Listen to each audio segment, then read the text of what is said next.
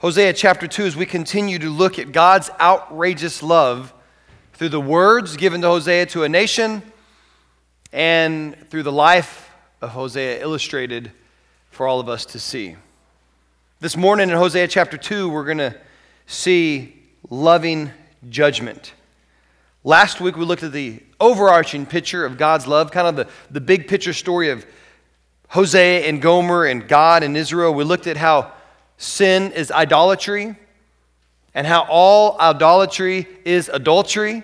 Then we dived into the reality that you and I commit these adulterous acts towards God and our relationship, our covenant marriage relationship with Him, anytime we turn our hearts, affections from Him towards another.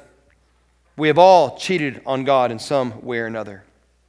We also saw how sin is not only breaking God's law, which is common language in the Christian church today, but Hosea reminds us that sin is actually breaking God's heart. Sin is storing up God's wrath upon us, His people. Much of the story last week lived itself out in the life of Hosea, who was a prophet, who was sent by God to speak to His people, but who also lived with an adulterous wife as an illustration of what Israel was doing to their God. If you weren't here last week, you need to realize that Hosea was commanded to marry an adulterous woman. Despite the fact that Hosea knew she would not be faithful to him, what did he do to her? He remained faithful to her. Why? To serve as an illustration and a picture of your relationship with God right now. Christ, before He ever breathed one breath, Christ, before He ever took one nail on the cross, knew that you would never remain faithful to Him. Yet, what did He do? He remained faithful to you by bearing God's wrath for you on the cross. We saw last week how judgment was illustrated, how hope was also announced, but none of that hope can be fulfilled or clarified without understanding the gospel of Jesus Christ. Today, we will focus on that aspect of God's loving judgment. Last week was almost like a big picture view of Hosea and Gomer and then God and Israel and how this picture of Israel's unfaithfulness, God's faithfulness, and then God ended there with not only the wrath that was going to come in the names of His children, but He ended with like what we all needed last week was a glimmer of hope after all that destruction and wrath talk. Today, what God's going to do is He's going to bring us back to the current situation. Before any of the hope can be seen, before any of the restoration can be found, before Christ ever comes, hundreds of years before He would come, God must also institute His wrath. So what we're going to look at today is tough love, loving judgment. Now, as soon as I say tough love or loving judgment, you're like, nah, that's an oxymoron. Those words cannot go together, tough love or loving judgment. Sure they can. And in fact, they have to go together for God. Because He loves you, He will punish you in your sin. Because He loves you, He will allow you to feel His separation for a time. Why? To draw you back to Him. God judges us because He loves us. Today, I pray that you'd be so overwhelmed by His message in Hosea chapter 2 that not only would you understand that God's tough love is loving, but that you would also take this radical step in our society and actually desire it. And to be thankful for it. Because I believe we're at a time in our nation that we need to desire God's loving judgment. For me and all of us, to awaken us to the reality that we are living in prostitution and adultery against our relationship with Him. Because if we don't wake up, complete and utter and total destruction is all that awaits for us. I pray today that you would ask God to wake me up, O Lord. Let me be thankful for your tough love that you're faithful to show your children. And maybe even ask for it. Look here as we start in verse 2. I believe verse 1 was connected to the first chapter, but in chapter 2 here, starting in verse 2, it's the idea that Israel now needed to be warned of God's present wrath. Let's start reading in verse 2, just through verse 5. Hosea starts here. God is also speaking to Israel here. Contend with your mother. Strive with your mother. Contend. For she is not my wife, I am not her husband. Let her put away her harlotry from her face and her adultery from between her breasts. Or I will strip her naked and expose her on the day like she was when she was born. I will also make her like a wilderness, make her like desert land. I will slay her with thirst. Also, I will have no compassion on her children, because they are children of harlotry. For their mother has played the harlot. This is talking about the sins from a mother and father to their children. She who conceived them has acted shamefully. This is what she said. I will go after my lovers, who give me my bread and my water and my wool and my flax, my oil and my drink. Last week, after we were experiencing what I would call the rays of hope rising from God's promised love and salvation, we kind of ended on that glimmer of hope when we were seeing those beautiful hope rays shining. What God does this week is rip us back into reality so that we can see the current awaiting of His wrath and His storm of anger that is going to come upon sin, not only for Israel, but I also believe for you and for me. Before Israel would ever taste freedom from captivity or experience the blessings of salvation through Christ, they would have to feel the full force of God's wrath against their sin. Not only is this illustrated in Hosea's words, this is lived out in Hosea's life. What Hosea was going through physically, Israel was going to go through spiritually and physically as well. This narrative is truly amazing that we almost have 3 storylines going on at the same time. Think of those for a second. We have the storyline number 1 of Hosea and Gomer. That's the sad, broken love story of a man and his wife. But God is only allowing him to live in that relationship to show the second storyline, which is between who? God and Israel. And what we must do is say, okay, how does this relate to God and Israel? And therefore, since we're not Gomer and we're not Israel, how does this relationship between God and Israel relate to my relationship with God today? I'm going to ask you to do something difficult, as I had to do as I was studying this week. Keep those 3 storylines going in your mind at the same time. You have to think about Gomer and Hosea, yes, but don't get so caught up in the physical marriage, because you need to think about God and Israel. That's why God wrote it. And then you can't get so caught up in the historical perspective of God and Israel so as to miss the application, because if you don't catch the application, ladies and gentlemen, I've done no good today. The Holy Spirit wants you to know the story of Hosea and Gomer and Israel and God so that you can see what your relationship with God is at like right now, so you'll change. So as we go through those 3 storylines, let's start off with the physical storyline between Hosea and Gomer. We get some detailed information about Gomer's wicked, adulterous sin. Look here in Hosea 2:5 again. What does she say? This is her attitude towards her husband while she's living an adulterous relationship. She says, I will go after my lovers who give me my bread and my water and my wool and my flax and my oil and my drink. The image here is of Gomer and Israel remaining obstinate, proud in their sin. Amen. See, Gomer here could not deny her affairs. They say, wait a second, affairs? Yeah, it's pretty gruesome. The language here is pretty clear. She says lovers, and she says adulterous relationships, because the word for harlotry, the word for adulterous here, and these relationships that the Bible is describing, it's plural.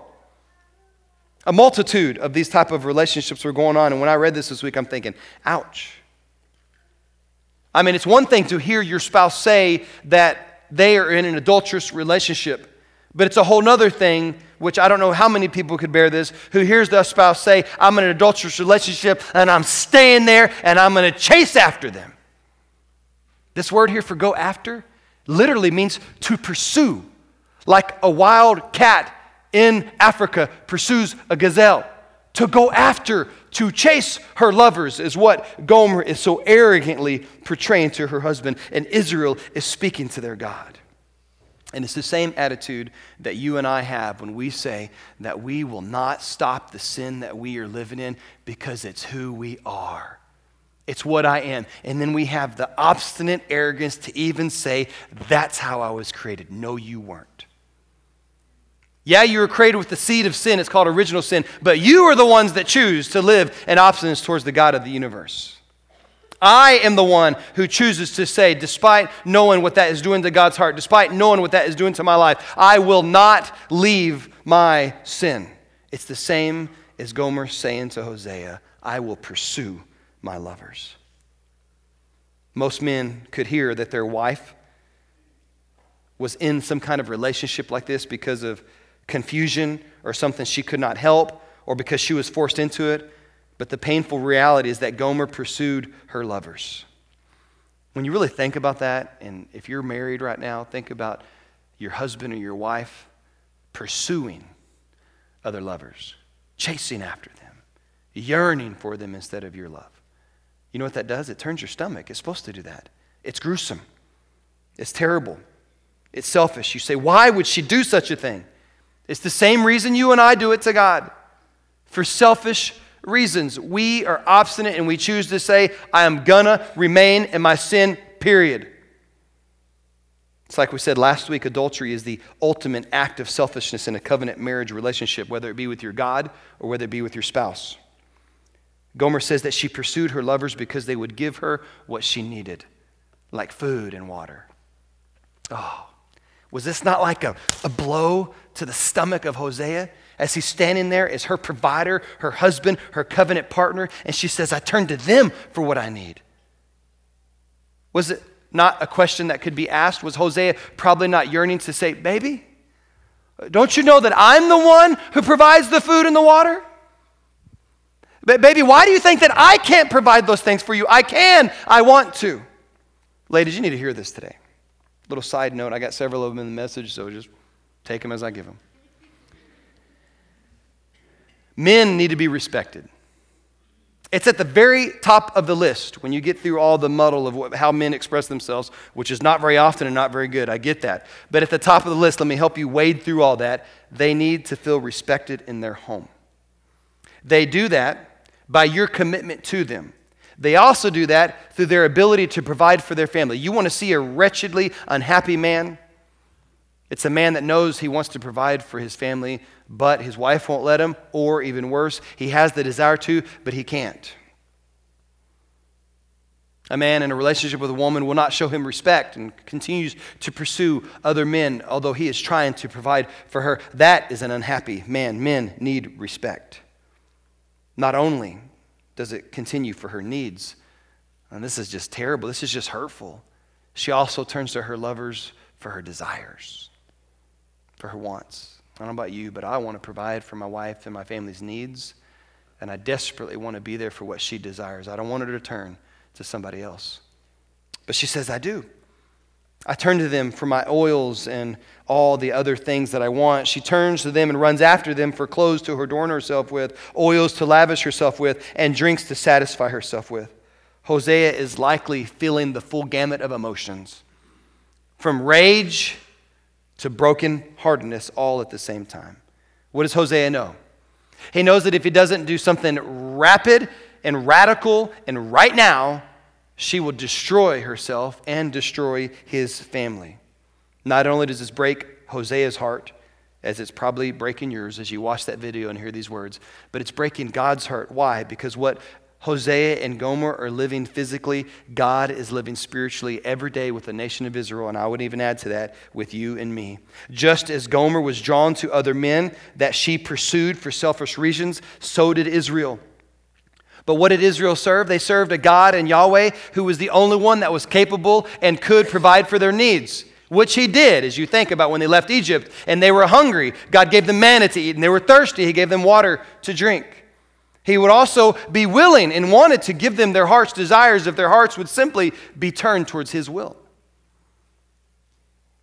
God and Hosea both were brokenhearted. Israel has always struggled with and desired to pursue pagan gods. Israel's lovers have been many, and it started from the beginning. Where do you think Abraham was from? Anybody know the place? Ur. You know what they did in Ur? Pagan, false god worship, idol worship. It was a part of who he was and who his father was. And he came out of that. Don't think he didn't still struggle with that. Just like how he treated his wife at the moment despair came, twice before the other kings, saying that he was married, not married, but that was his sister, not his wife. I mean, he struggled with all types of sin and idol worship. After Abraham, he had a son named Isaac. See, Isaac never struggled with idol worship, did he not? What did Isaac do for his birthright? He stole and cheated for it. I believe Isaac struggled with the idol that we all are struggling with right now. He struggled with the idol of himself. It was about him and what he wanted, and his mother fed that struggle. Not only Isaac, but then you go to Jacob. Jacob's family struggled with idol worship. Well, I guess you don't even have to go as far as Jacob. What about Esau? Who did Esau marry? A Canaanite woman. What did the Canaanites do? Canaanites worshipped false gods, and idol worship was a part of who they were. Don't think that did not bleed into Abraham and Isaac and Jacob's family. Jacob's own family struggled with idol worship. Laban struggled with idol worship. Rachel, his wife, struggled with idol worship. She even stole Laban's little pagan wooden idols and brought them into her own tent. Who was Rachel the mother of? Joseph. Joseph spent most of his adult life in what nation?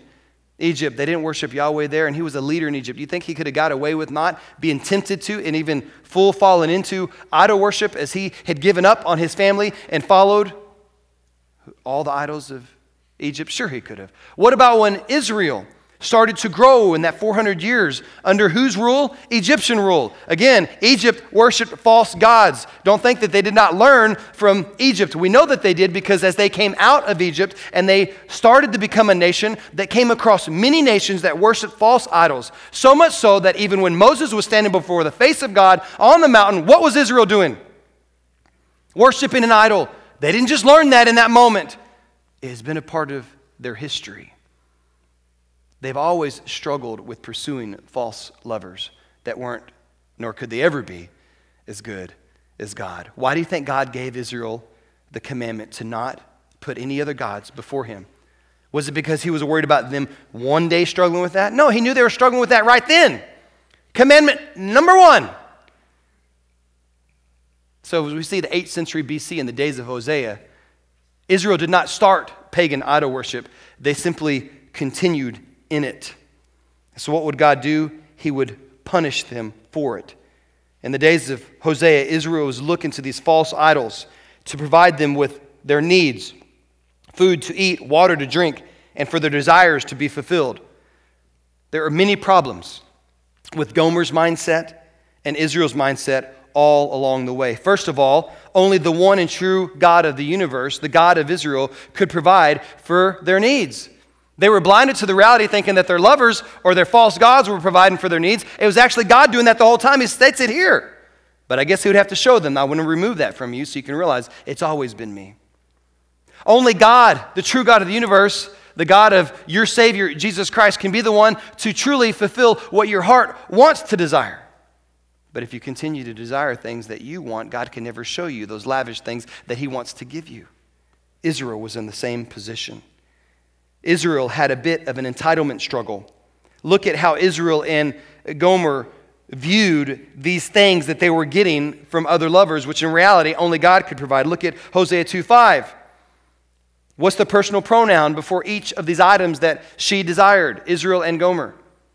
My food, my water, my linens, my oil, my drink. Was any of this really hers? No. Who's the creator of all things? The creator of the universe, God. He owns everything. None of it was hers. None of it was theirs. None of it is yours. All you are asked to be is a good steward of those things that are his. But I hear this entitlement attitude in our society all the time. This is my house. This is my money, my car, my family, my. All of it is wrong. It all belongs to God, and we are blessed to be stewards of it. One day, you too will have to give an account. We often feel entitled, like this world owes us something. This entitlement mindset is just rampant. Why? Because I believe we are in rampant idol worship of ourselves. We are thinking, just because we are born into this world, God owes me something. I'm entitled to something from him. You know what you're entitled to? I have rights. You know what right you have? You have the right to experience the wrath of God. Period. In your sin, all you're earning and storing up for yourself is God's wrath. We need to let go of this entitlement attitude. None of it is ours, and what we deserve is his wrath. But because of mercy, we live. Because of mercy, we can know Christ. Because of his love, we can have a right relationship with him. Nothing on our own. I think we need to step into the reality check of what we actually deserve. Look back with me at Hosea 2:2-4. Here, Hosea takes it to another level. He is pleading, even with his own children, to speak to his wife, their mother, to turn from her wicked ways and to leave the adulterous relationships. He uses repeats two strong imperative verbs here. Contend, he says. Contend with your mother. It could be translated, plead with her, strive with her, even fight with her. Do whatever you've got to do, children, to expose the reality of what your mother is doing is going to destroy her and your family. Please do whatever you can for me. He says he wants to remove the harlotry from her face and even from words that describe her body. These physical statements about her face and her chest are likely making reference to how Gomer pursued her lovers physically. I believe they're making direct reference to her clothing. I believe Gomer here is wearing clothing that her husband wants her to stop wearing on her face and on her chest, that is saying to men outside of the relationship with her husband, I'm open for business. Okay, here's a side note before we go on. I could preach a whole message here, but I don't have time. Teenagers, ladies, girls, moms that are the example for your teenagers, most of the time where they learn it from. What are you communicating to the world by what you wear? I'm not trying to be all legalistic on you. I'm just asking you a simple question. What are you communicating to the men of this world with what you wear? Are you communicating, if you're married, this is my husband and I love him, I'm committed to him? Or are you communicating I'm open for business? And then wonder why you're pursued for so much business. Okay, we got it back to the text. Hosea is saying, make your mother stop these things. Make her stop these relationships. Plead with her if you can.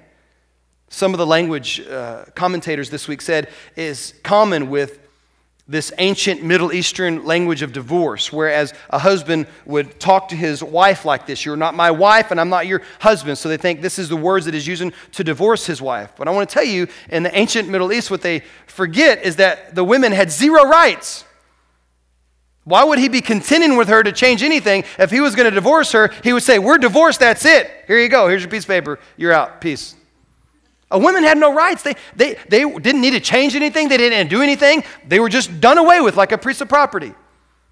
But what Hosea here is doing is offering hope to Gomer. What God is doing here with Israel is not divorcing them. He is speaking strongly to them. He's offering them hope. What God is doing is giving an ultimatum.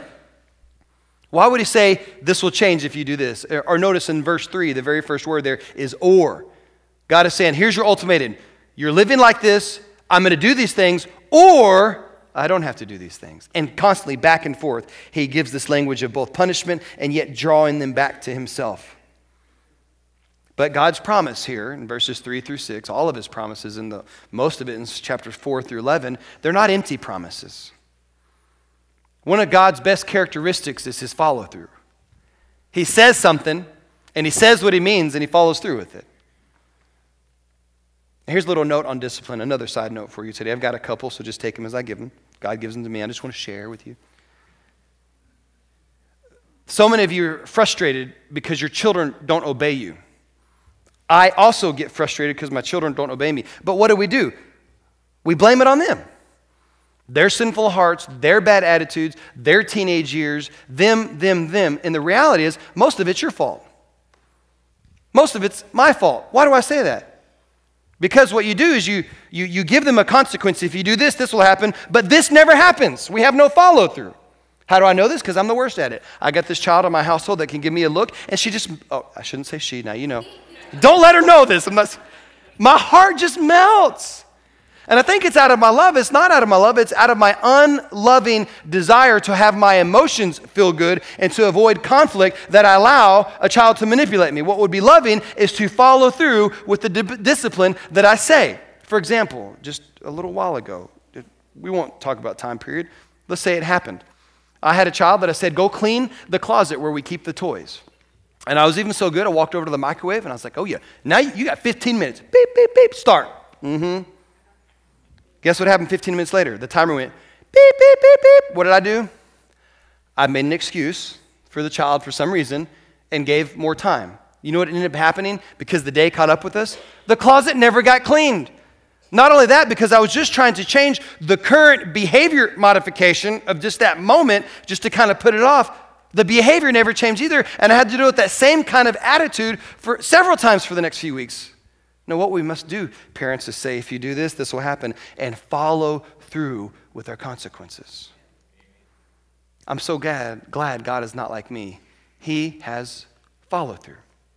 Parents, if you do not have follow-through in your discipline of your children, you should never threaten them. Because all you're teaching them is that they can do it again. What benefit does it have when I tell my child I'm going to do something and not do it? Who does that benefit, the child or me? Nobody. Nobody gets the benefit there because I'm teaching my child to do things that will ultimately lead to their destruction, and I don't even get to see the behavior change because all I'm trying to do is address that moment rather than look at the heart and ask God to change the heart. So follow through with your discipline. That's what God is going to do here with Israel. What did they do? They continued in their disobedience. And so what did God do? He followed through. Of course, Gomer and Israel would ignore God's call to change, so the consequences were severe. They were stripped naked like the day they were born. They were made to be like the wilderness, made to be like the desert, and they were to be left thirsty. God says, I would even have no compassion on their children, not because their children were illegitimate, but because they were children of a woman who was an adulterous wife. Gomer's children suffered the consequences of her adultery, and so did the following generations of Israel. Many times the sins of a mother and a father are passed on to their children through what? Through consequences. It can become a cycle of sin. I believe that's what is going on a lot of times in our nation when you look at the cycle of sin that's associated with poverty.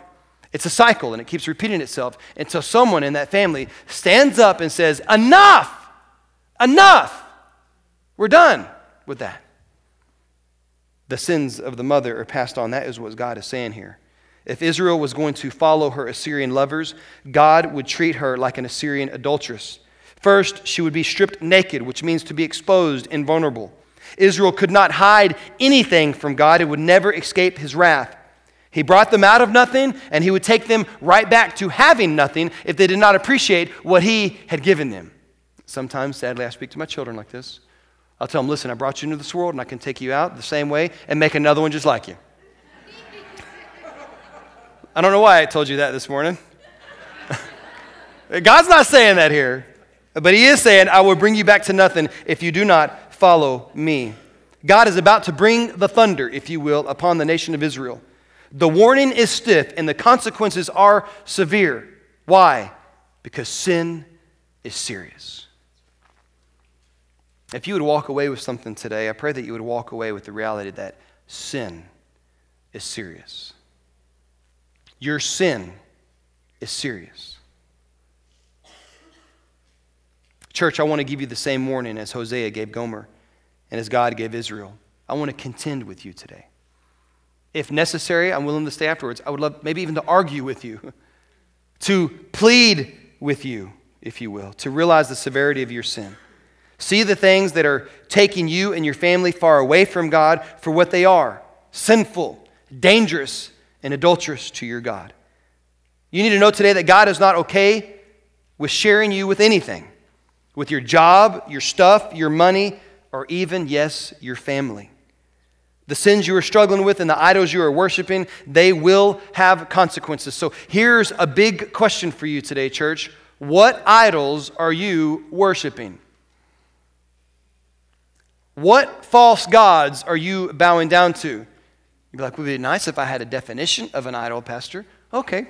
Tim Keller describes an idol in his book, Counterfeit Gods, as anything more important to you than God. Some of you are like, whew, that's nothing. Well, listen. Anything that absorbs your heart and imagination more than God. So anything that you're thinking about more than God. Okay, that's a little bit better. Anything you seek to give you what only God can give you. Uh-oh, now I'm meddling. He goes on to say that a counterfeit god or an idol is anything so central and essential to your life that should you lose it, your life would feel hardly worth living. An idol has such a controlling position in your heart that you spend most of your passion, your energy, your emotional and financial resources on it without giving it a second thought. An idol is whatever you look at and say in your heart of hearts, if I have that, then I feel my life has meaning. then I know I will have true value. Then I'll feel significant and secure. So I ask you again, what idols are you worshiping in your life? Maybe it's the strive for success, for your name to be made known. So people give you attention. Most of that, does it not come from your parents not showing you the attention you need? I'm not trying to meddle. I'm just trying to bring up some of this stuff. Could it be the money that you earn that makes you feel significant? Maybe it's the car that you drive that makes you feel like life's worth living. Maybe it's the game that you watch called football or baseball or volleyball. Maybe it's the career that you feel like if you would just get to this position, then I could be satisfied. Maybe it's this or that or anything else. If I go too far, I'm going to start releasing some of my own stuff, and it's hard. God wants you to think about those things. Don't miss this. For you today, maybe it's an actual adulterous relationship in your marriage or before your marriage. So if you're not married and you're participating in fornication, if you want to know what that means, come see me afterwards. Maybe for you in a marriage, you're actually pursuing an adulterous relationship, either mentally, socially, or even physically with someone else. Please don't miss the most obvious point of this text because I'm spiritualizing it for you this morning. Adultery is dangerous. Adultery ruins relationships. Adultery will damage any relationship that you have on this earth. If you're living in an adulterous relationship, I plead with you, stop. It's not worth it. But it's not only physical adultery, it's also spiritual adultery, which will affect your relationship not only with God, but also with your family. Idol worship affects your own household. You cannot sit there and tell me today that it's only I am who affected by my own personal choice to sin. No, your selfishness is being observed, ladies and gentlemen. Your idol worship is being observed by those little looking eyes called your children. Your idleness is being observed by your wife and your husbands, by your spouse. Don't think that you can sit there on the computer all day ignoring your life and your family, or spend all of your time at work or all of your time away from your home and it not affect your family. It will. Your children will not only observe it, your children will follow your sinful practices. Look at statistics. Your drinking, cursing, all manners of sins will be lived out by your children. And what will your sin be? It will be met with judgment in and outside of your home. I don't know what your idol is. I don't know what the punishment may be. But I plead with you today, if there is some sin in your life that God has identified or some idol that you are worshiping, please give it to Him today. Don't hold on to it. It's not worth it. Give it to Him today. Plead with Him for forgiveness before it destroys you and takes your family with it. The consequences are going to be severe, but the most severe consequence that you could ever feel is separation. The consequence of sin is separation, either for a time or for all eternity. Look at verses 6 through 13. God goes on to pronounce how Israel will be separated from Him in their sin. When we read this passage, it's easy to look at God as the one who's doing all the damage. It seems as though that what God is doing here is very extreme and full of wrath. And not many would ever read these verses in verse 6 through 13 of Hosea chapter 2 and think, wow, that's loving. But it is. It's very loving for God to do what He's about to do to Israel. Also realize that Israel is doing this to themselves. God had warned them, yet they remained in their sin. God is calling them to change, and He's showing them what we call, or what I call, loving judgment. He's showing them tough love. It's tough because it has consequences. It's loving because He follows through. God's loving wrath leads to the change that the Israelites needed to get back on track. Not only do you get to hear these words from Hosea, but you get to see this in the life of Hosea as an illustration. Hosea must take the difficult steps towards making it hard for his wife to continue to cheat on him. There's lots of confusion in this passage of Scripture about, okay, what exactly did Hosea do to his wife? Because these seem like pretty cruel consequences. And I don't know the exact physical consequences that Hosea put on his wife, but suffice it to say that Hosea made it very difficult for Gomer to continue to cheat in her infidelity. But so many times we make it so easy. He would stop her travel. It seems as though he would stop her ability to travel to her lovers. He would stop her financial means, like you saw in the video when he was cutting up his wife's credit cards.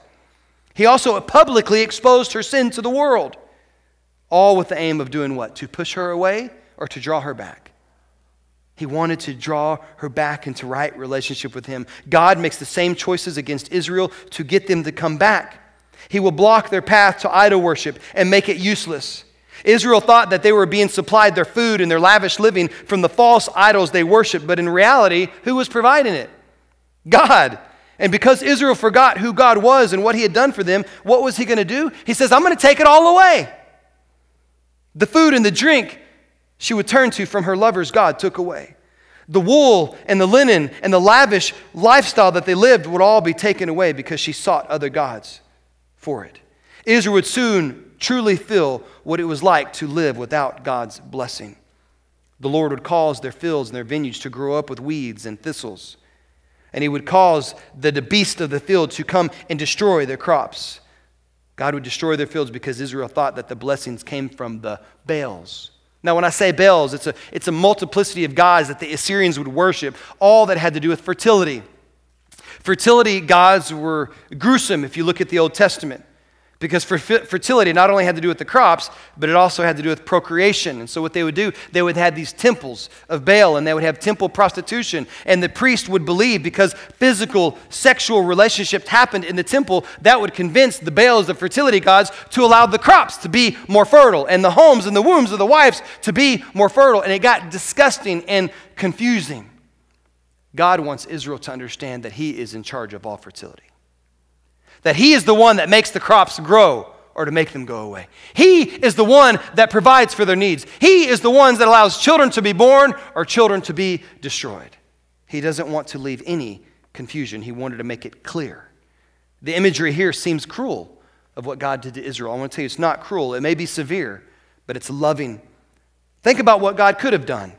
He could have let Israel remain in her sin to be utterly destroyed and allow all the further generations of Israel to be destroyed.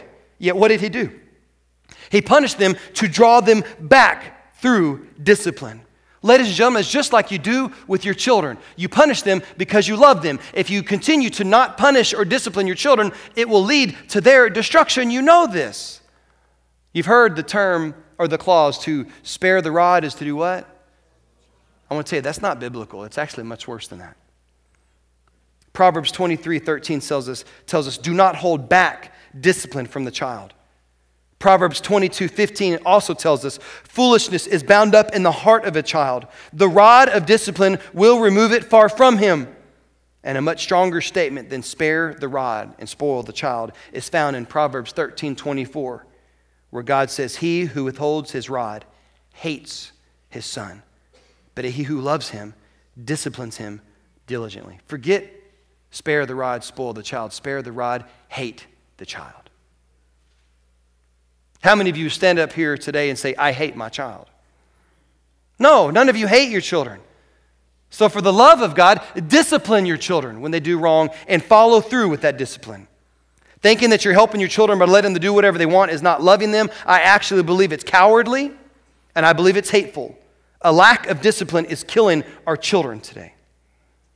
Now, I'm not saying that you should beat your children, but I am saying that we need to stop sparing the rod on our children. The word rod literally can mean an item that was used to whip an animal, but it could also mean a leader. A rod is another word used in the Old Testament for someone who guides. In shepherding, the rod would be used to inflict pain, to kill the wolves, and also used to inflict pain to guide the sheep. You can lead your child in many ways. Every household, the rod may look different. In my household, the rod looks different with every child. For some of your children, it may mean literally to associate pain with their sin. That my children, for some of them, they mean that rod on their little bottom. Yeah, and for other children, it means to take away something from them. The corner is a good one. A timeout's a good one. For your teenagers, you're thinking, well, I can't spare the rod from them, but I just don't think I can spank them anymore. What do? Well, take something away. Well, if I take away their phone or their car, that's just more painful on me. Well, get smart about it. Lock the apps that matter to them on their phone.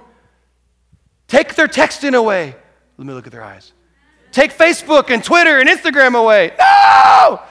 Get inventive. But for the love of God, don't spare the rod on your children, as young as they are or as old as they are. The rod, spanking, if it's used in a loving, unabusive, positive way, can assist in guiding your child.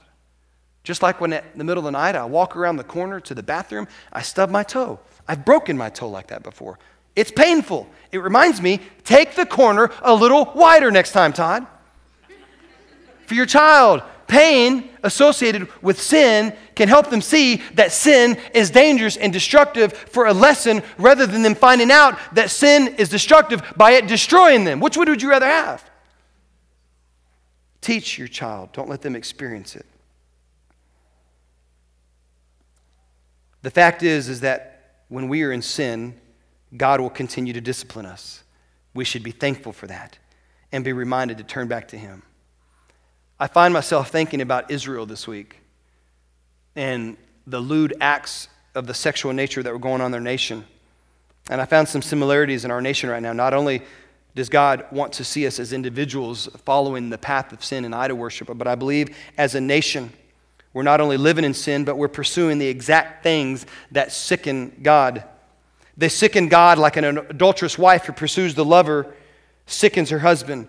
For example, we have taken God's definition of marriage and the family and have exchanged it for the exact opposite. I know the Cowboys are about to play, but give me a second. This is good. God created the institution of covenant marriage to be between a man and a woman for a lifetime to produce children and to proclaim the gospel to the ends of the earth. Yet we've exchanged it to mean something totally different. Not only are we messing up marriages and families through adultery, either through premarital sex or sex outside of your marriage while you're married, but many in our nation are actually attacking the very fabric of the institution that God created called marriage. Mainly by saying that marriage can also be between two people of the same sex. I want to tell you, ladies and gentlemen, this is the issue of our day. It is the hottest water I can find myself in. It is the most dangerous topic we could bring up. It is the most overreacted subject that is attacked by our own judicial system against people who speak out against it. Pure and simple.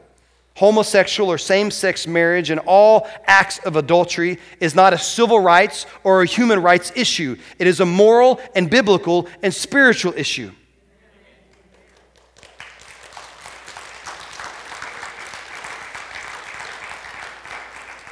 Just like Israel fell into all types of lewd behavior and temple prostitution for the sake of lust and desire, we have turned to adulterous relationships, and some even fight for the corruptions that make God sick. I could mention many, but I'm going to mention just a few. Take Nambla. You ever heard of Nambla? North American Man-Boy Love Association.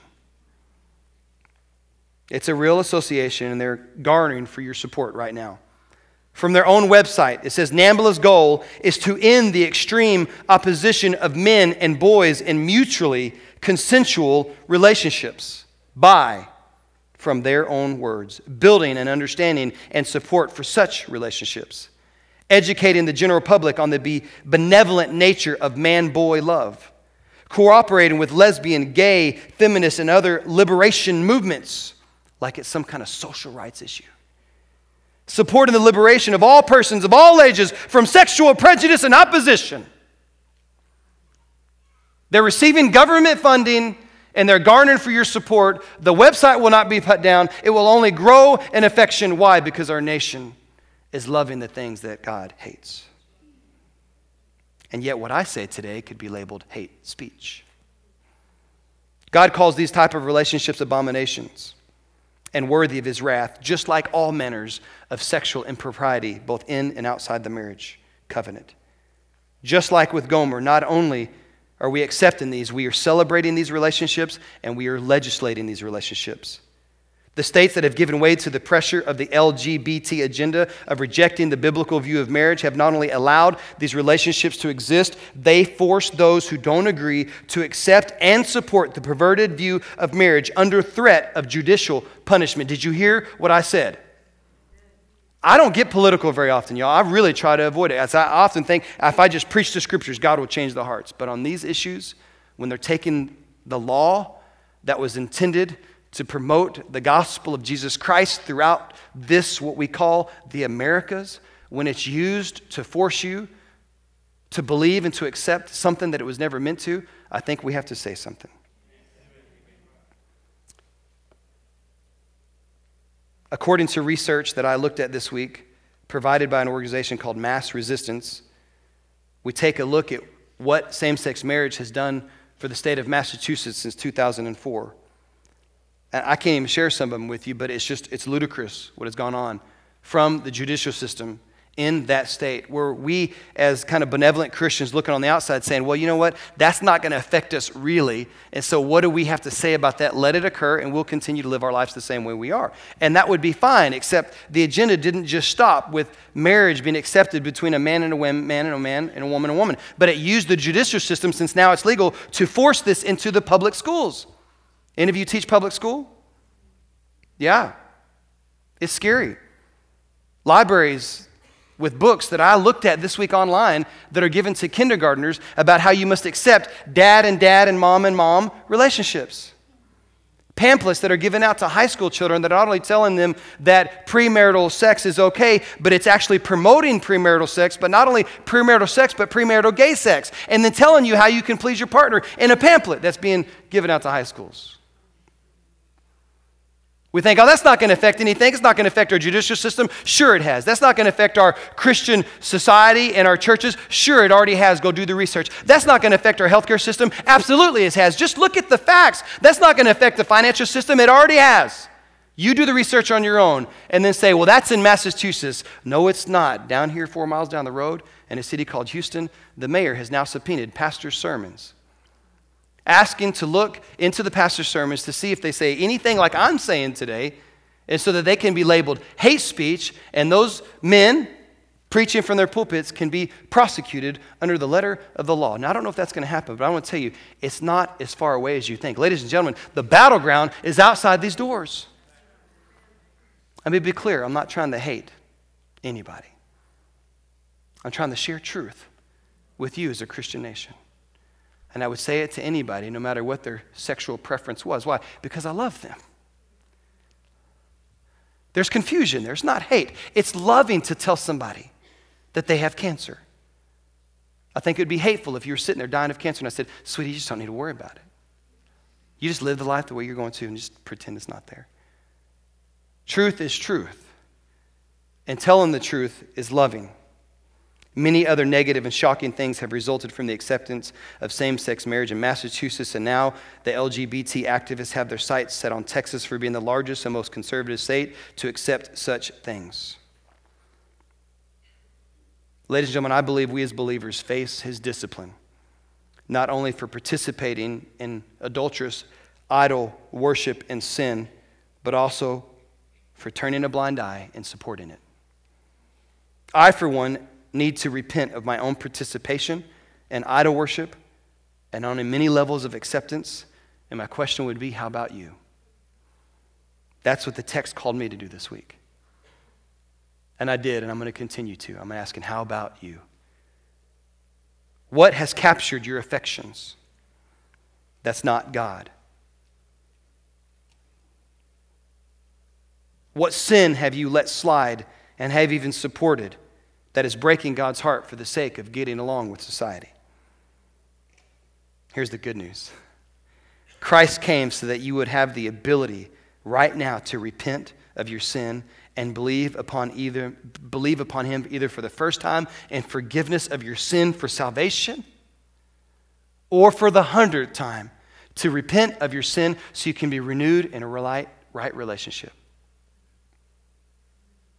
I don't know what idol you may be worshiping. I don't know what sin you may be treating as casual, but sin is serious. And idol worship is blinding you to what's going on in the world around you. If you would yet ask God to remove the idol, not only could you be restored back into a personal relationship with him, he may also allow you to take the blinders off to look around you and see what dangers are awaiting not only you, but your children.